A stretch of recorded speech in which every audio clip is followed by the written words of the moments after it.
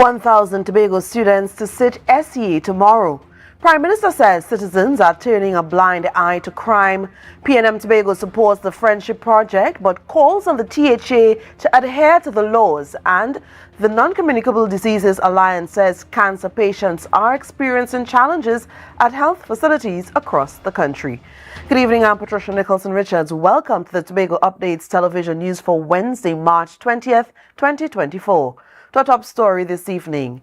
In anticipation of tomorrow's SEA examinations, Secretary of Education, Research and Technology, Assemblyman Zorisha Hackett, wished the SEA students well and shared some guidelines for administering the exam. Here's more. Emphasizing the importance of the SEA examinations in the academic journey of primary school students, Education Secretary Zorisha Hackett highlighted its role as a gateway to future academic endeavors.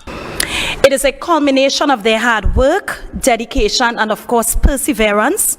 And it is imperative, therefore, that DIRTEC provides them with the support and resources they need to excel, while ensuring the smooth and successful administration of the examination. She shared the number of students registered to write the exam from Tobago. I am pleased to report that a total of 1,000 students, comprising of 521 boys and 479 girls, will write this exam tomorrow. This includes 34 private candidates and 11 approved special concessions. The exam will be conducted at 40 centers across Tobago. In preparation for the exam, her division, in collaboration with the Division of Infrastructure, Quarries and Urban Development, ensured that all primary schools were ready, with a particular focus on electrical and plumbing works. She also mentioned the preparation of staff for the exam. Each examination center will now be assigned with a monitor who will play a crucial role in ensuring the smooth commencement of the exam. It is noteworthy that assessment supervisors and testers will not be allowed to utilize their cellular devices during the examination, except in the case of an emergency. It must also be noted that a new security feature has been introduced, which consists of 3 tabs that have been added to the exam script to be broken by the candidate only. The Office of the School Supervisor 1, in collaboration with the Transport Coordinator of DIRTEC, will coordinate the distribution and collection of scripts. The Tobago Updates family wishes all SEA students success in their exams tomorrow. Trevicia Phillips, Tobago Updates Television News. Well, in preparation for the exams tomorrow, all area representatives received stationery cases courtesy the Division of Education, Research and Technology to distribute to 1,000 SEA students across the 15 districts in Tobago. In a social media post on Assemblyman and Area Representative Zorisha Hackett's page, several assemblymen collected their packages of stationery cases to distribute, and they also prayed with SEA students in their respective districts. Meanwhile, Senator Lawrence Hisler prayed and encouraged SEA students from 4 schools in Mason Hall, the area where he resides. And of course, we at Tobago Updates want to wish all SEA students success in their exams tomorrow. To some other news now, with the country's murder toll for 2024 continuously rising, Prime Minister Dr. Keith Rowley spoke about people keeping information about criminals to themselves, urging them to speak out. He spoke at the sod turning of Cora Housing Development. Ariana Sipiu has the report. Prime Minister Dr. Keith Rowley said many people believe that all they have to do is pick up a firearm and take other people's lives to get a share of the nation's wealth. He had a message for the families across Trinidad and Tobago. It is unacceptable for you to be knowing who is having and engaging in criminal conduct with the use of firearms, and you keep that a secret to yourself. The Prime Minister stated that people only react after someone is murdered by calling upon the police and the government to do something. He pleaded with people who are aware of criminals to inform the police. That there are too many people in this country who know who the killers are, who know who the criminals are, and who are turning a blind eye to it. And worse, who are encouraging it. The Prime Minister acknowledged that there are challenges with the TTPS, Coast Guard, and the Treasury. However, these entities are constantly available to respond to criminal elements once their presence and intentions are known to the state authorities. Many of these people live in households. A person cannot be handling an assault weapon in your household and you don't know. And if you are the mother, the father, the neighbor, the cousin, the friend, and you know, then you are part of the problem if you provide them with the secrecy that they need to remain there. Referring to the SSA matter, Dr. Rowley said that for the last 2 weeks, they have been dealing with the state's contribution to crime. He said that the state authorities in positions of trust had broken down because the state agencies had become one with the criminal elements. He assured the public that they would continue to fight the criminal elements in Trinidad and Tobago. Ariana Scipio, Tobago Updates Television News. The Trinidad and Tobago Non-Communicable Diseases Alliance members were questioned at today's Joint Select Committee meeting where various issues were raised. Chairwoman of the Trinidad and Tobago Cancer Society, Dr. Asante LeBlanc, raised the issue of dysfunctional equipment at the various regional health authorities across the nation, which she said causes many services to be delayed for cancer patients, along with the problem of the unavailability of drugs for treatment. Dr. Asante LeBlanc was questioned by a member of the JSC, Vandana Mohit, about reports of equipment failure and the public health facilities that have dysfunctional equipment used for cancer patients. She listed the affected RHAs across the country. So we're talking Grande, Sando, Tobago, Northwest, and North Central, all of them. And the equipment that is being cited is the mammogram, and also there's a huge delay in colonoscopies. Dr. LeBlanc said patients are greatly affected because they can't access the service they have paid their health surcharge for. She stated that people are also misinformed about treatments and are being told that they don't have to do them. She said that the Cancer Society has been encouraging people to get screenings. However, many of them have not been able to for a long time. Moreover, Dr. LeBlanc raised the issue of a shortage of cancer treatment drugs, citing breast and prostate cancer drugs as an example. So what happens is, and when I speak to the oncologists in St. James, for example, what they're complaining to me about is that while we have approved the newer drugs for treatment, they're on formulary, they're still not available. So then we're giving antiquated drugs, if at all, to the patients. Dr. LeBlanc said that this results in patients having to purchase unnecessary drugs privately to save their lives. She highlighted a lack of funds as the reason for this issue. So I've been approached, for example, by a drug company, and they said to me, we are willing to talk to the government. We have drugs. We're willing to give drugs for free. I hear those words, but yet it's not happening in the public sector. So they're asking me to be the ambassador to get those drugs for free, but I can't get a meeting. She questioned why this opportunity was not being explored as it has been done in other countries. Ariana Scipio, Tobago Updates Television News. Still to come, we took to the streets to hear your thoughts on the Friendship Connector Road project. Your opinions right after this.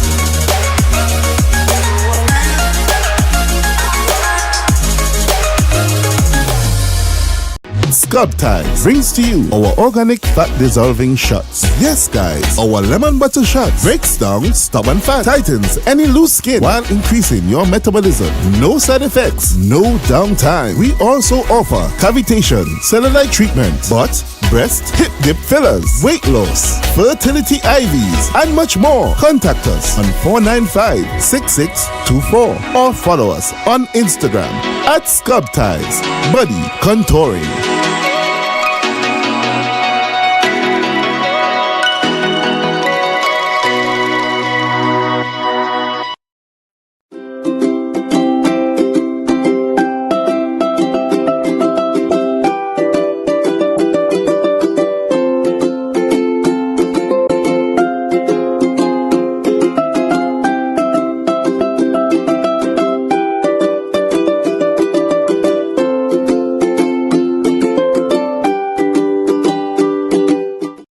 March Madness at Standard. Distributors Limited. Get $100 back for every $1,000 you spend. Major appliance deals on Frigidaire, Hyacinth, Samsung, and more. Plus, same-day financing options available. Don't miss out. Sale ends March 31st. Standard. Never beaten on quality and prices.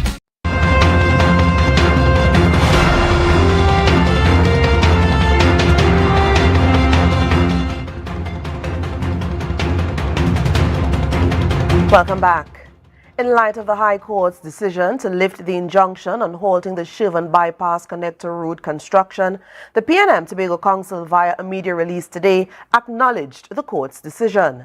The party made it clear that they support the road construction as part of the wider development project of the A&R Robinson International Airport, but are adamant that the rule of law and due process must always be followed. The party noted that yesterday's green light to continue with the project is no victory for the THE, and they should abide by the decisions made by the court until the substantive matter is resolved. The injunction was initially granted after Derek Hearn, a resident of Friendship Estate, claimed the construction damaged his property and lacked the necessary approvals. Well, with the injunction lifted and the THA granted permission to resume construction of the Shirvan Bypass Connector Road, we hit the streets of Scarborough to gather your opinions on the matter. We asked, how do you feel about the injunction being lifted for the Shirvan Bypass Connector Road? Here's what you had to say. Yeah, that's a very good thing. That is a development. Development is access and making money. So that's a very good thing. I think it's a good thing. It's a good thing for Tobago on a whole. Well, it's more roads, so there's less traffic. So the traffic might be able to move smoother throughout them times when it's busy, especially during when there are plenty of events like Easter and thing. Any development on roads, building for the state and wherever, I satisfy, this kind of way out. Political leader of the Progressive Empowerment Party, Philip Edward Alexander, believes that the stamp duty paid on properties over the land is sufficient to compensate for the property tax now being imposed on the population.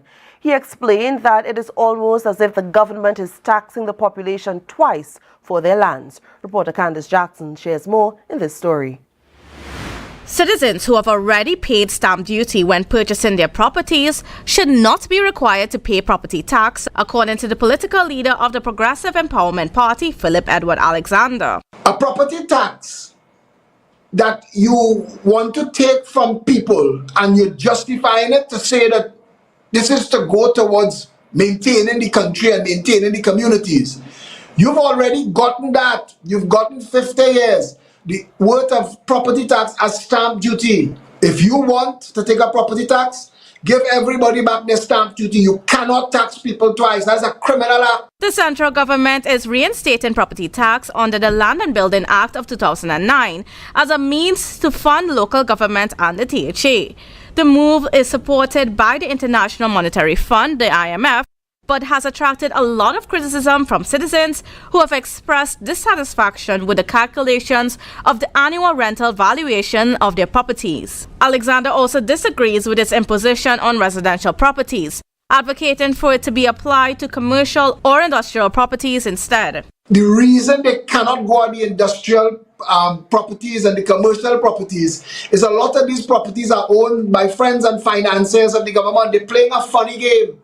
But I think they back themselves into a corner because they've run out of oil and gas money and they don't know how to monetize it because Alexander believes the matter has incensed the population so much that the government will pay the political price for going ahead with it. This property tax will be repealed by this government or the next. The march and the protest that we are going to organize against this property tax will make Section 34 look like a carnival band. He claimed that this issue unites the population and vows to lead protests and marches across the country against it. They're not supposed to be taxing anybody, and if they went at the commercial properties, they would find themselves in court quick. And they know that. They're expecting the population to be sheep.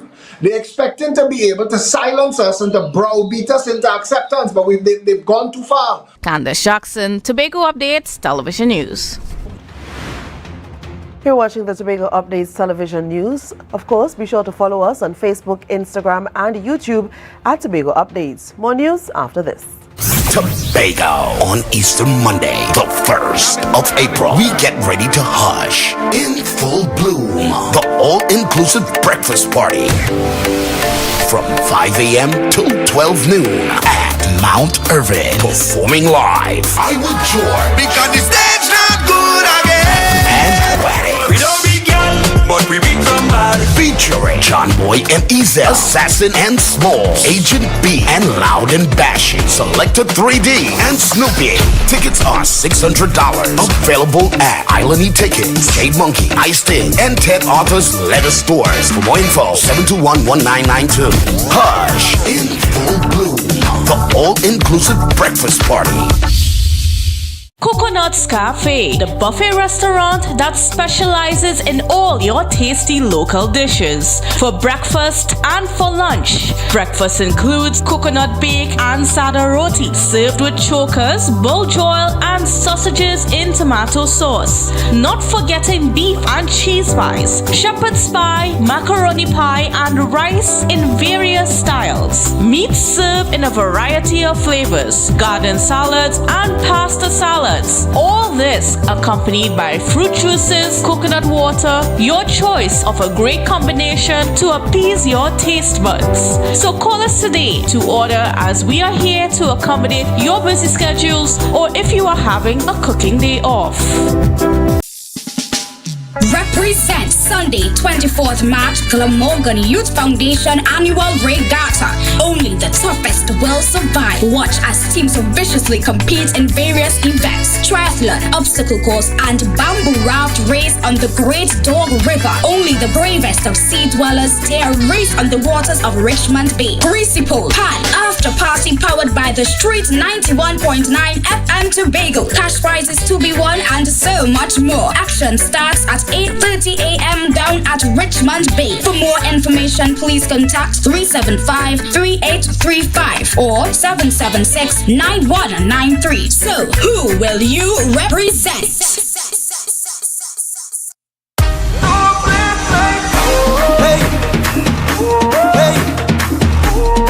These pages be home.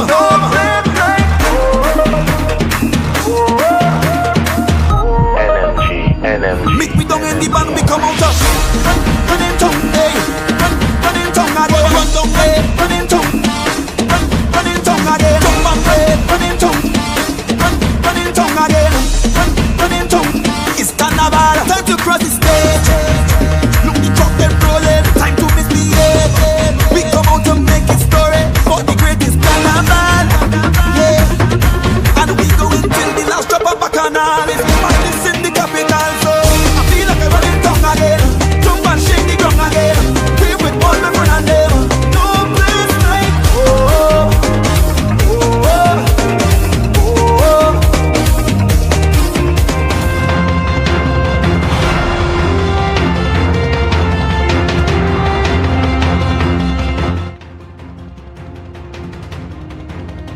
Thanks for staying with us. During today's Post-Executive Council media briefing, Assistant Secretary for the Division of Community Development, Youth Development and Sport, Assemblyman Wayne Clark, shared that repairs to sporting grounds on the island were either completed, underway or scheduled to begin soon. Clark said his division has embarked on a program to improve the facilities. We came into office with a lot of these facilities were not functioning, and it is good to say you want to build new facilities, but I think it's even better to try to have what you already complete, have them working and up to scratch. He shared what has been done so far in the last 2 to 3 weeks. We were able to have Louis D'Or Court up and running. We had also do some major work there, but we had the court up and running. Louis D'Or, that's the light. And the field in Louis D'Or, the recreation ground, will see some work done there very soon because the team is on the verge of completing Patience Hill. Clark stated that as soon as the lighting project in Patience Hill is finished at the end of this month, they are going to the Louis D'Or. He shared that work was done on the various hard courts and grounds across the island, with much more to come. Well, the day to be happy is today. Well, every day is a day to be happy, but the United General Assembly designated today, March 20th, as International Day of Happiness. It is a day where the UN General Assembly shed light on its goal to a more inclusive, equitable and balanced approach to economic growth that promotes the happiness and well-being of all people. More details on this International Day of Happiness by Candice Jackson. It is International Day of Happiness. Why? Because it was designated by the United Nations General Assembly, as explained by Therapeutic Counselor out of the Division of Health, Wellness and Social Protection, Dion Mundy. The United Nations General Assembly thought that or believed that the happier a society is, the more productive we become, the more healthier we are, the more peaceful that we are. The day is also being used to shine light on the UN Sustainable Development Goals, SDGs. Such as clean water, zero poverty, zero hunger, good well-being and good mental health, and so on. All of which contribute to a nation being happy. The UN says happiness is the ultimate goal of human existence. It adds to the effectiveness of governance in upholding peace and social order, as well as the fields of taxation, legal institutions, and delivery of public services, strongly correlates with average life satisfaction. This year's International Happiness Day theme is Happiness Together. Lasting happiness comes from a connection with other people and connection to doing something more in society. So it speaks more about inclusion. It speaks about inclusivity and cohesion and doing things together, not just making yourself happy, Keely, but also doing things to make other people feel happy. To be a happy society starts with being a happy individual. To bring happiness to yourself, you must first understand and appreciate who you are. So having a good, healthy self-esteem about yourself is quite important.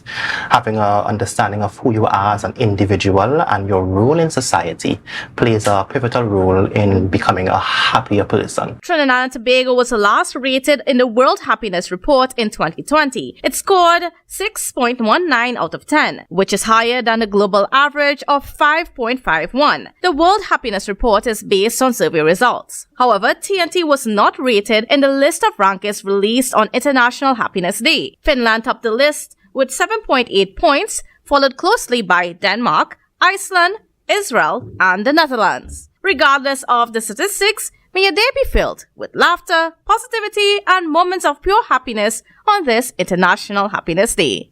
Candice Jackson, Tobago Updates, Television News. World Down Syndrome Day will be celebrated tomorrow. In light of this, TADCO has announced its partnership with the Down Syndrome Family Network of Trinidad and Tobago. The network has now established a permanent retail presence with TADCO's showroom in Shaw Park, marking a significant milestone in their collaboration. Dionisio Salazar, the CEO of TADCO, expressed his delight at DSFN's acceptance of the invitation, emphasizing the importance of such partnerships in promoting social responsibility and inclusion within society. Highlighting the partnership's significance, Natisha Charles Pantin, Secretary for the Division of Food Security, Natural Resources, the Environment and Sustainable Development, emphasized its long-standing nature and potential to encompass other areas of collaboration. Charles Pantin urged members of the public to support people with Down syndrome by rocking their socks on Thursday, World Down Syndrome Day. Additionally, she encouraged individuals to visit TADCO's showroom, where proceeds from the purchase of socks will directly benefit the Down Syndrome Family Network, furthering their mission of support and advocacy. The weather report is up next.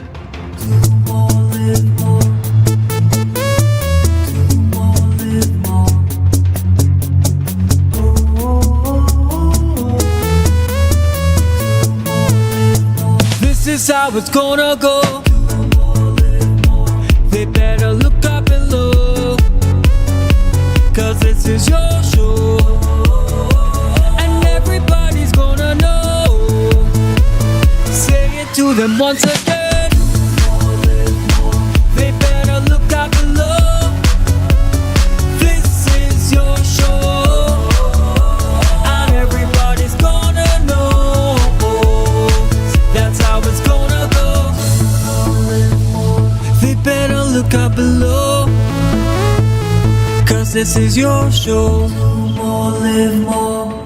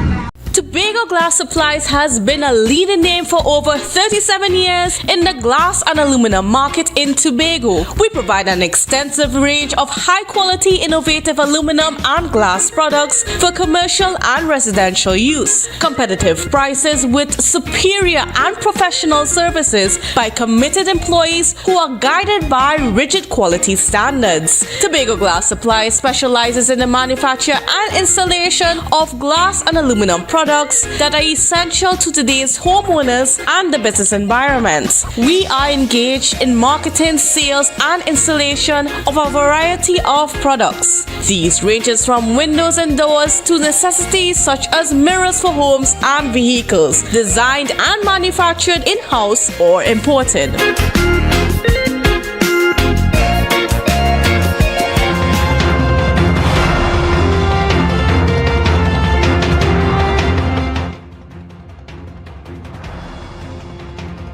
Thanks for staying with us. Now for the weather update from the T&T Met Office. Tonight's forecast is mostly fair and cool with the possibility of an occasional brisk shower. Temperatures are expected to drop to 26 degrees Celsius. Tomorrow, anticipate mainly sunny, hazy and breezy conditions with a slight chance of 1 or 2 brief passing showers. A mild to moderate concentration of Saharan dust is present in the atmosphere, and as usual, individuals sensitive to dust are advised to take the necessary precautions. Temperatures will rise to 32 degrees Celsius with a heat index of 36 degrees. The seas will be moderately rough, occasionally becoming choppy, with wave heights ranging between 1.5 meters and 2 meters in open waters and below 1 meter in sheltered areas. Sunrise is at 6:06 and sunset will occur at 6:13. And that's how we end this evening's newscast. Let's recap the headlines before we go. 1,000 Tobago students to sit SCA tomorrow. Prime Minister says citizens are turning a blind eye to crime. PNM Tobago supports the Friendship Project but calls on the THA to adhere to the laws. And the Non-Communicable Diseases Alliance says cancer patients are experiencing challenges at health facilities across the country. I'm Patricia Nicholson Richards, thanking you so much for joining us and wishing you a great night.